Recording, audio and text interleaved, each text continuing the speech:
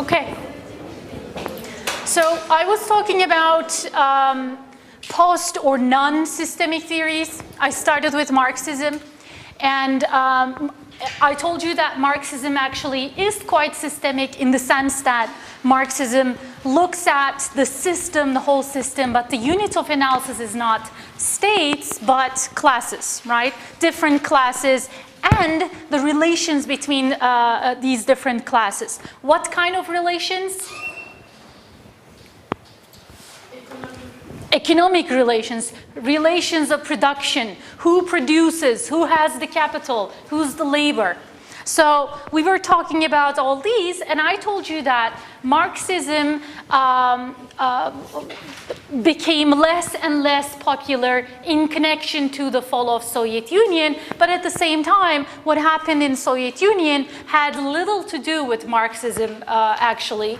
That was one of the things that we mentioned. And then I said there came other theories, such as neo-Marxism, and then there came Gramsci and Gramscism, and then there came other critical theories, and the emphasis in most of these theories were the economic relations between people and classes and states, but the critical theories focused on politics, right? So critical theories actually criticized the positivist theories that we learned earlier on, such as realism and liberalism, because those theories, realism and liberalism, and their variants actually believed that there was an objective reality and believed that the power, especially realism, believed that power drove the international system.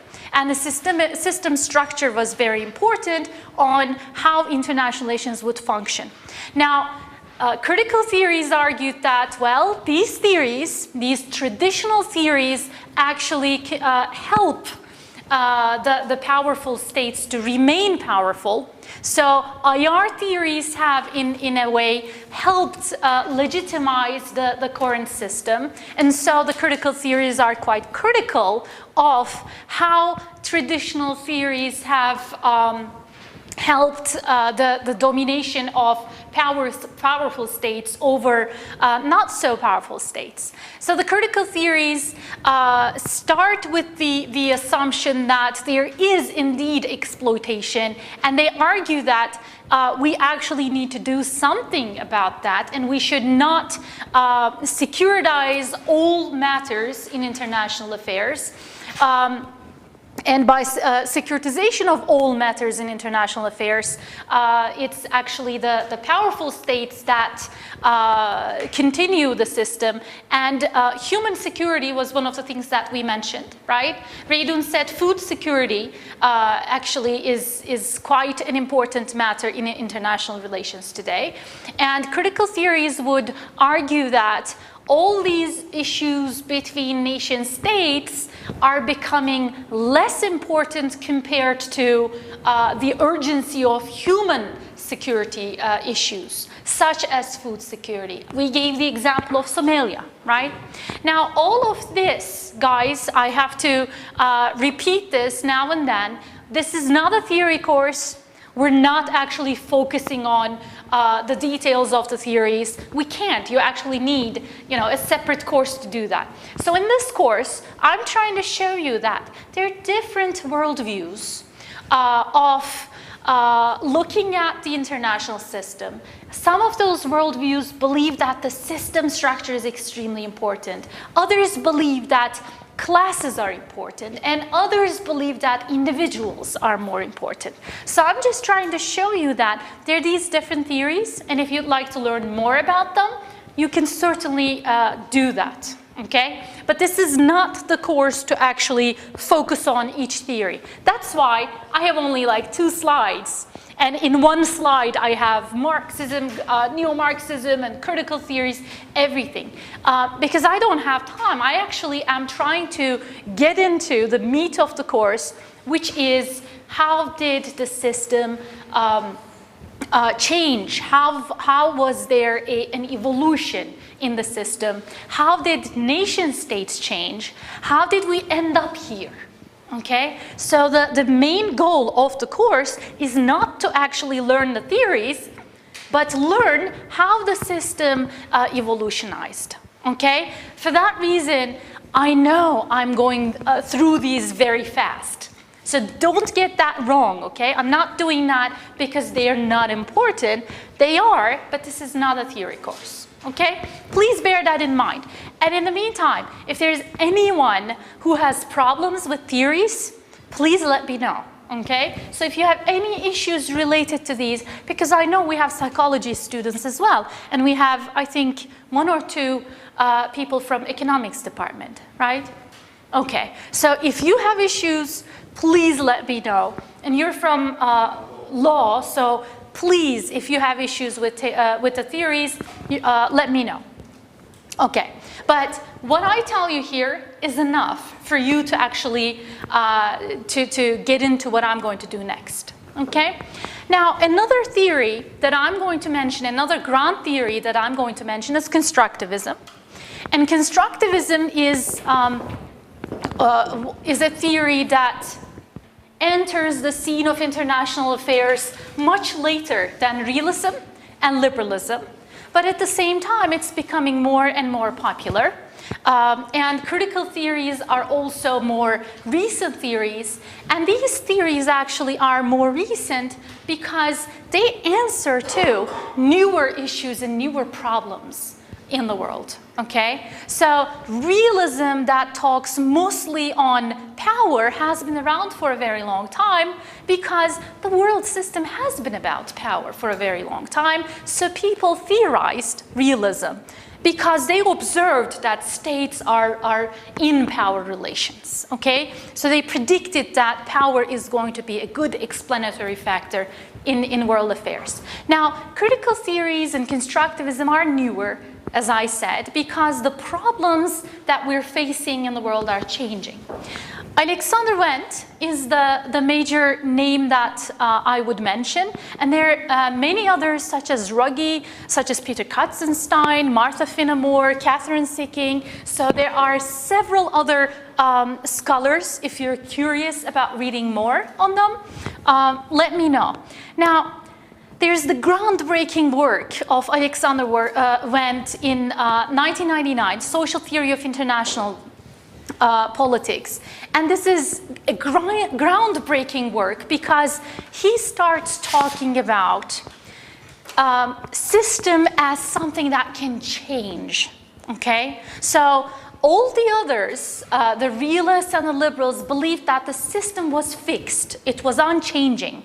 The system structure was anarchy, and it has been anarchy 1,000 years ago, and it's anarchy today, and that it's going to be anarchy in the future as well. And then realism and liberalism took that assumption and built their predictions on that assumption that the system is anarchical. You're all on your own. There is lack of central authority overarching the states, okay? But this guy said, well, maybe anarchy is what states make of it. So maybe the structure of the system is not fixed, and what makes the structure of the system is actually the states themselves and their identities within the system. So there's this huge concept of identity that enters the scene of international relations. Why is identity important? Because nobody really cared about the identity of the state. What might be the identity of a state? Like maybe a democratic and totalitarian state. Democratic versus authoritarian state. So when I define a state with its internal characteristics, that's actually something different. Because I'm not immediately looking at you and how powerful you are. I'm actually looking at other things that define you, okay? And the identity can actually change, so it's not fixed, okay? And in that context, the constructivists argue that international relations is not static. We can't only look at the international system and say, let me see how many powerful states there are. in the system. That is just not sufficient. So that is a very limited understanding of international affairs according to the constructivists. So they believe that the international system is constructed and then constructed again and then constructed again. Okay? So everything will be constructed and deconstructed and reconstructed depending on how you define your national interests. So the concept of national interest is not fixed in constructivism either. Okay? Your national interest might change. So increasing your power level is not the only definition of national interest. I'll give you an example. Turkey, once it was established in 1923, decided that it's going to westernize. From a constructivist perspective, this westernization idea is constructing the Turkish culture and Turkish state all over again. Because you're coming from the Ottoman Empire, and now you have a new state. You're actually constructing your whole state, and you say, okay, this is going to be a modern, westernized state. So from a constructivist perspective, you can actually reconstruct the state's national interests. So once you do the reconstruction, then Turkey will want to be a member of NATO. Did Turkey become a member of NATO? Yes, right? 1952. So in 1952, for a long time, Turkey wants to be in NATO because being a member of NATO is part of that new constructed identity of Western identity. Okay? So once you want that construction, once you want to reconstruct the identity of the state, then being a member to NATO will make sense. Otherwise, NATO is quite expensive. Being a NATO member is quite expensive in terms of commitments. You commit to several things. You send troops to NATO operations. But in the meantime, you become a member and you justify yourself as, okay, by becoming a member of NATO, I'm actually now a Western state. I'm becoming westernized, okay? NATO membership is a good example that constructivists use. They also use EU membership as well. Being an EU member is also part of this Westernness or Westernization. And so Turkey for many years wanted to be an EU member. And while being an EU member might have economic pluses, it also has several disadvantages as well. Okay? But it was not really the issue for Turkey for many years. So economics was just a side issue. It was actually being a part of that identity, that European identity, which made being an EU member such an important task, such a huge ambition. Okay? These days, there are several IR scholars in Turkey who argue that, well, Turkey no longer needs or wants to be a member of EU anymore because one, EU is not doing so well. And two, well, collapsing or not, that's debatable. I don't think EU is collapsing, but I think that there are issues and problems in EU. But more importantly, Turkey is, from a constructivist view, Turkey is constructing a different identity now, trying to be a more powerful state, and a more powerful state in the region. And for that reason, Turkey no longer needs to construct its identity as a European state. Okay? So the public also does not support EU membership as it did in the 1990s. In the 1990s, EU membership was huge. It was the goal in Turkey. And we would argue that since 2005, that's not really the case anymore. We haven't done, I would argue that we haven't done much since 2005 anyways. And that also can be explained by a constructivist view, okay? So a constructivist would argue, well, it's because the identity that Turkey is trying to construct and create now is different than it was in 1990s. Hold on. Guys, do you see that we're using a theory, an international relations theory, to explain a shift in Turkey's foreign policy? That's exactly what we do with theories, okay? IR theories are used to explain different policies at different times of states. So when I look at the shift in foreign policy from 1990s to 2000s, I can use constructivism. Or I can instead say, well, this has nothing to do with identity at all. This is all power relations. Turkey is just trying to be powerful and more powerful. It's being rational. So that has nothing to do with a constructivist explanation of identity shift. Okay? And I would be a what if I said that?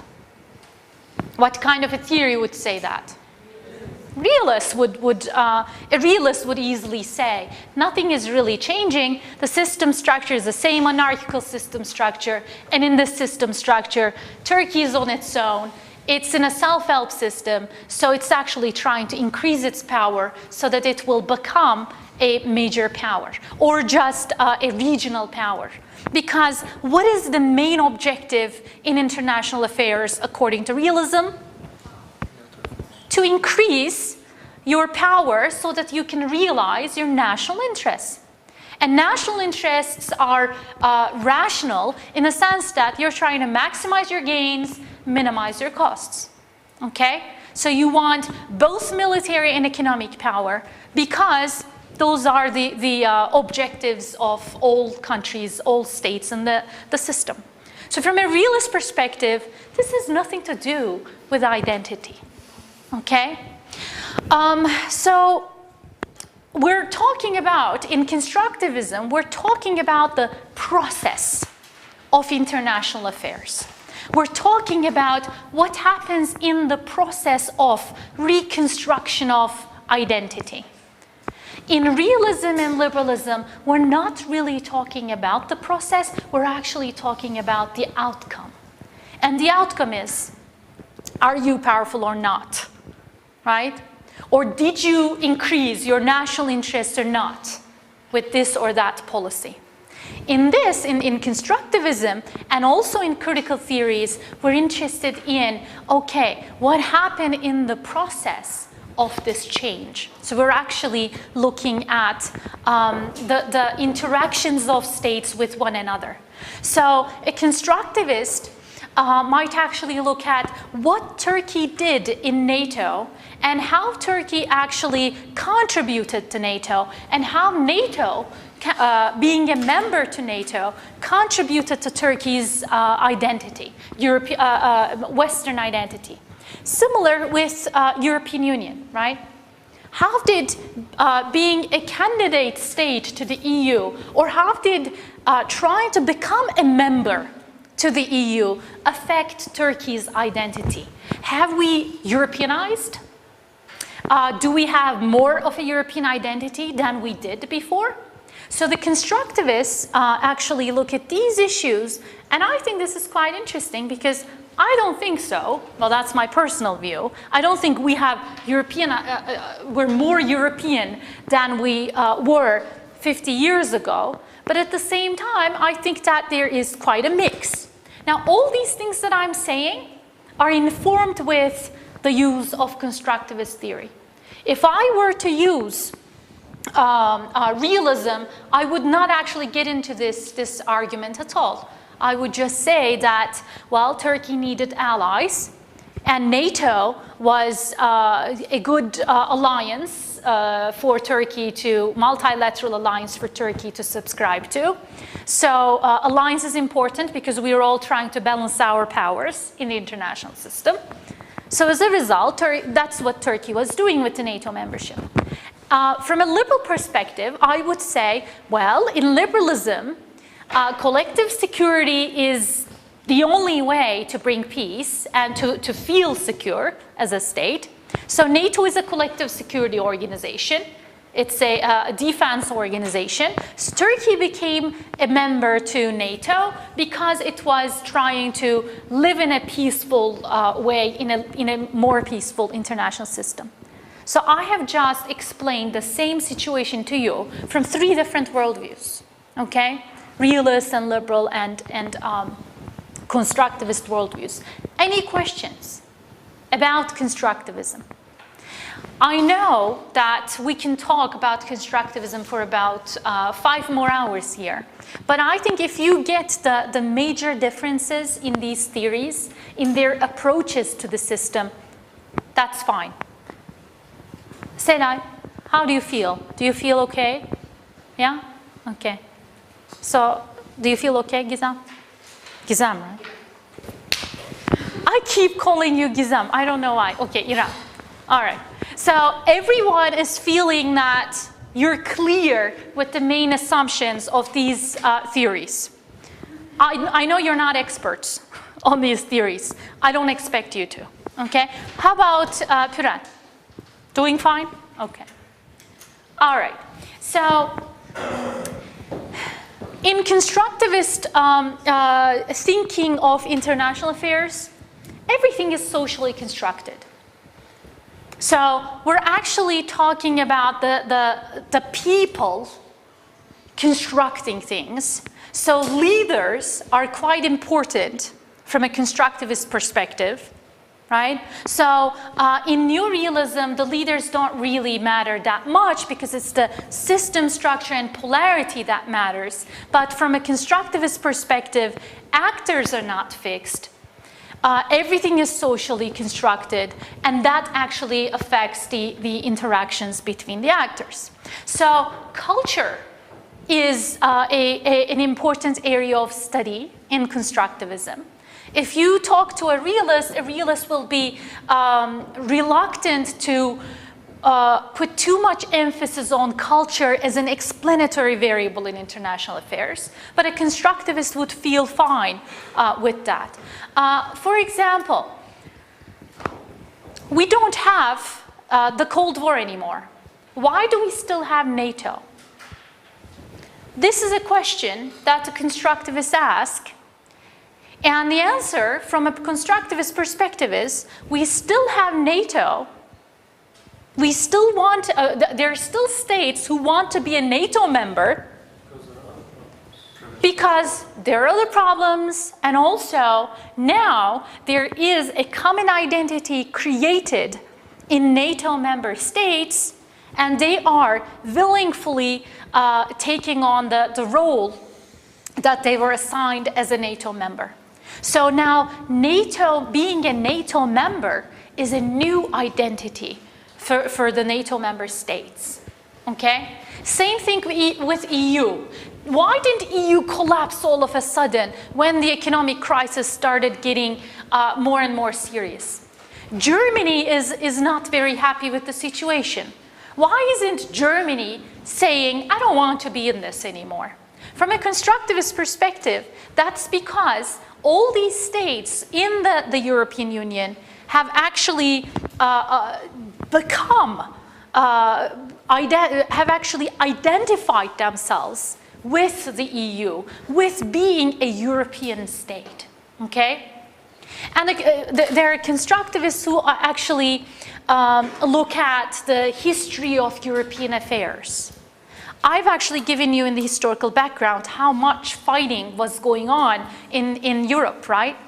And First World War and Second World War are also good evidence that Europe actually was torn with war and fighting for a long time. And EU actually was first an idea of Europe not fighting with European states not fighting with one another anymore, okay? So from a constructivist perspective, you can argue that, well, Germany is not going to get out because Greece is having hard days, or because the European Union's economic situation is not that great. And because Germany has to bear the burdens of the crises in economically less sound states such as Greece.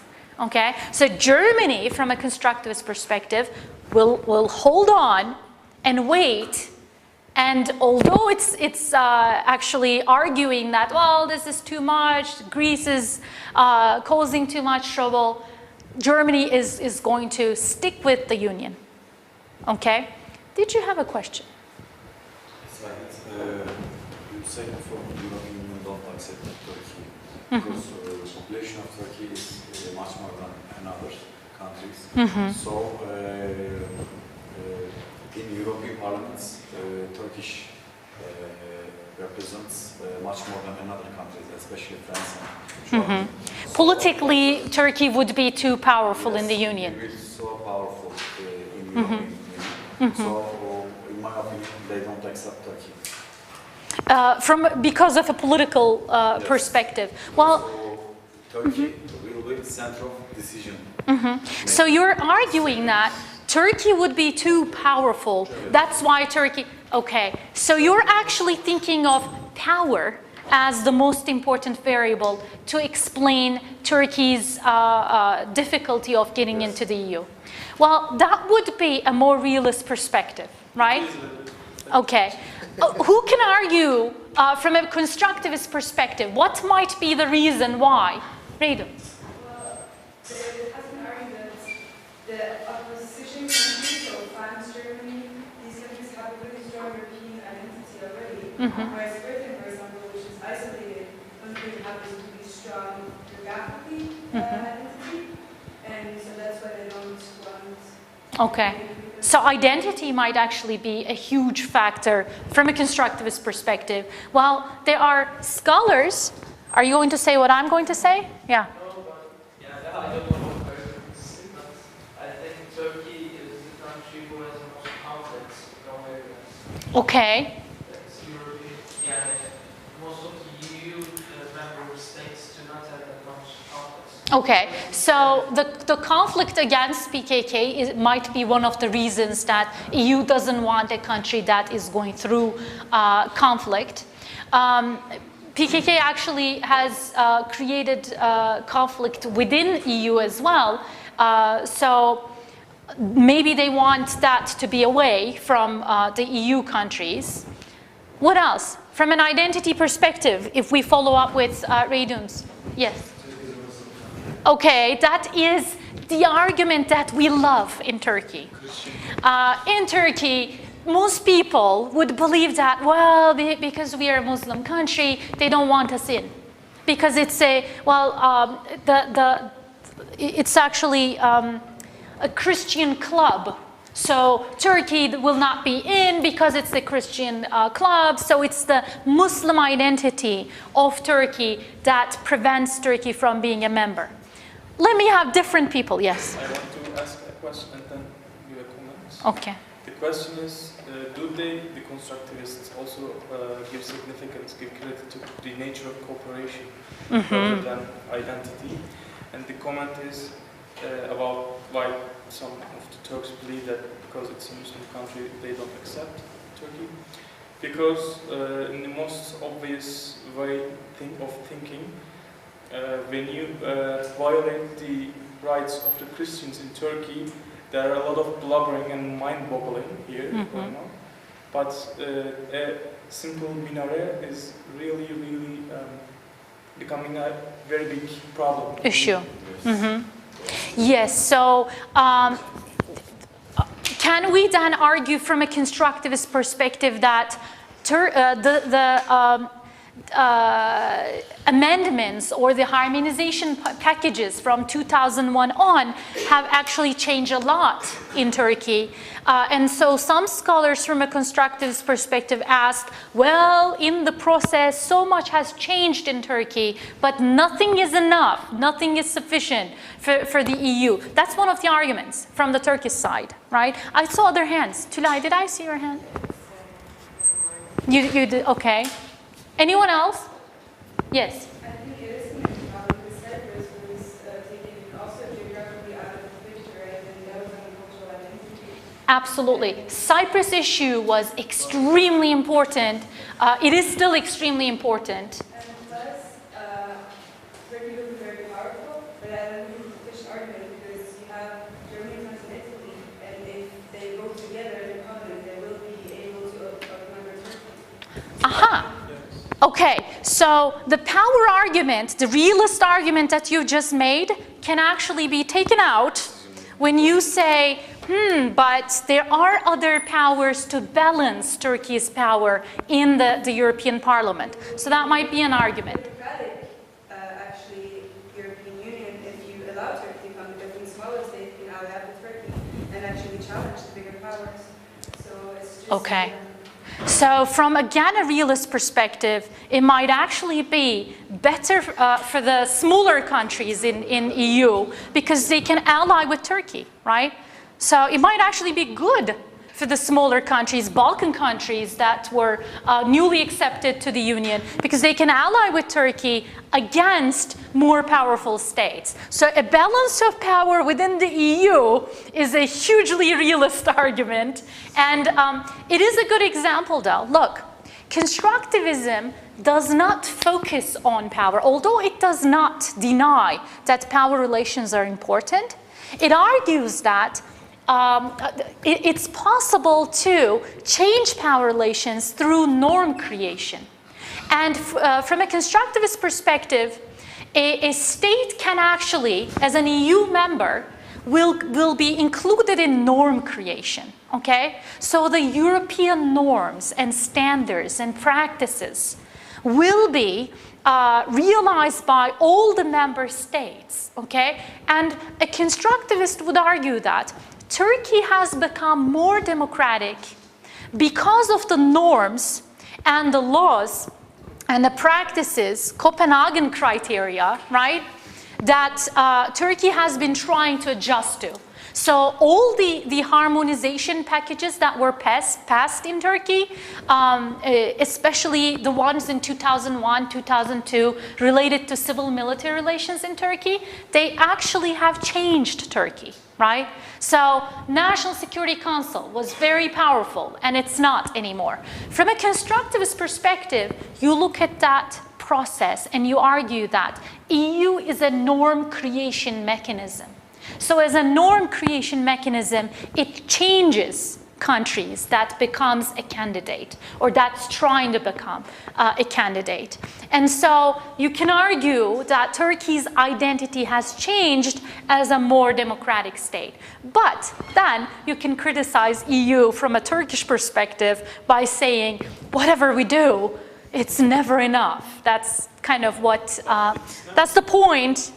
That's the point we arrived recently, right? Whatever we do, it's not possible to get in. Yeah. As I said before, the reality is that Turkish population is a problematic issue. Because, as you see before, Cyprus was accepted by EU members as EU members by means of European Parliament. But Turkey is still waiting. Yes. But Turkey made huge mistakes when Cyprus was accepted. So it's not really... Religion is not a problem. Another factor is not a problem. So you were saying that I'm a realist. Population is only a problem.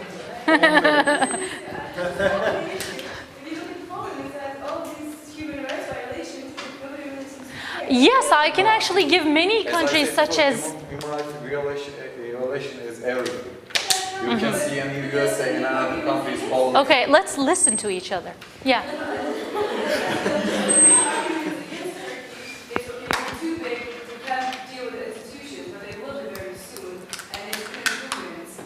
Oh, so you think Turkey will become a member soon? No? Never. Not anymore. Never. Okay. You don't need. Okay.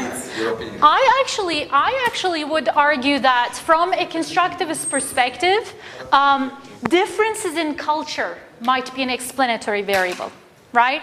So, guys, why did I have this debate here? Because it shows that from a realist perspective, you look at things as power relations, and the system is fixed, And the outcome is important. From a constructivist perspective, the process is important. We're looking at the identity. Is there a shift in identity? And how do norms created affect socially constructed realities, okay? So from a constructivist perspective, reality is socially constructed and it changes all the time. So the European perspective of Turkey is changing. Turkey's perspective of the EU is changing, right? So 90s are different, 2000s are different. So from a constructivist perspective, realists cannot be right because things are changing and realism is quite a static, unchanging kind of theory. So it's actually weak to explain things like why do states become members to organizations such as EU, where you actually have to bear the burden of other states as powerful states. Yes? Also, there's another reality that includes the immigrated people, people that immigrated to... Okay, immigrants. Yes, immigrants. To Austria, Germany, France, or even Finland and Estonia, or so on. And they don't want them actually being made because of their policy, their past policy, or maybe because of the adaptation problems of Turkish people. But Okay. they don't want. So they are not. They don't have a good perception of Turkish people, and they will never want. Okay, so you're actually arguing that immigrants have affected the perceptions of the European states because the immigrants that went to the European states were not educated and they did not adapt to the lifestyles of the European states. That might, from a constructivist perspective, the process since 1960s have actually contributed to the image of different culture. Muslim culture is different, right, than the European Christian culture. This would, if you argue that, this would also be quite a constructivist analysis, okay? Guys, let me bring in critical theory really fast to what you're saying. Immigration is actually one of the huge topics that the critical theorists study. And why is that? Because immigration is all about human security, right? So the immigrants, wasn't it a couple weeks ago, 7-8 people died that were coming from Bhutan, from a country where there were illegal immigrants coming to Turkey, and they actually locked these people. You must have seen it in the newspapers. They locked these people in a home without any water, without any food. They actually died after a while.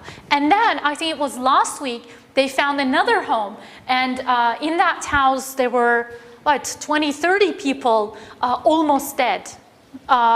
So immigration is actually a huge human security issue that the critical theorists are studying. Because from a critical perspective, states don't care about the immigrants. And they actually don't treat immigrants right. And they securitize immigrants as an issue that they need to tackle with, but they don't really want to. So they don't focus on that issue sufficiently. Yeah. France will send all the foreign university graduates away from the country. Yes. Really? Yes. I didn't read that. Okay. So immigration then is an issue that most realists would not really study or would not prioritize to study, and they would look at immigration from a national security perspective, right? So I was a graduate student in the US when 9/11 took place, and I remember that that the students from Arab countries were actually quite scared that they would not be able to continue their education because of the new laws that were installed at the time. So who would actually study this as a security issue? Realists would argue that, well, this is a national security issue, and the most important national interest is national security, and security of our citizens is prioritized. So from a realist perspective, the students' individual rights are not prioritized compared to the national security of the state. Okay? So guys, from a realist perspective, it would be okay to argue that the state actually is the main unit of analysis, and it actually dominates over the individual. From a critical perspective and from a constructivist perspective, from a liberal perspective, we can argue that the individuals are more important than the state. But in liberalism, state is quite important. So you can actually, in your minds, you can actually think that realism is the most, especially neorealism is the most systemic theory. It focuses mostly on the state. And liberalism brings in international organizations and individuals in the scene. And then the critical theories and constructivist theories will focus on these actors to different degrees, but the individual and the socially constructed reality will be prioritized. Okay? So you can just think of this as a spectrum. Okay? There are fewer issues in realism that are dealt with. There are many issues that are the topic of international relations in critical theories and constructivism. So people dying in Somalia would be an issue, a high politics issue for the critical theorists, but not for the realists. Okay? Realists would argue, well, it's actually Somalia's sovereignty that we should be talking about. How can we make Somalia a sovereign state? How can we make Somalia a more powerful state that can deal with its internal problems? Next week, on Monday, when I see you, I want you to read Sprout, and I'm going to talk about the nation state. What were the alternatives of the nation state? So did we always have nation states? No. So that's what I'm going to be talking about. Okay? Thank you.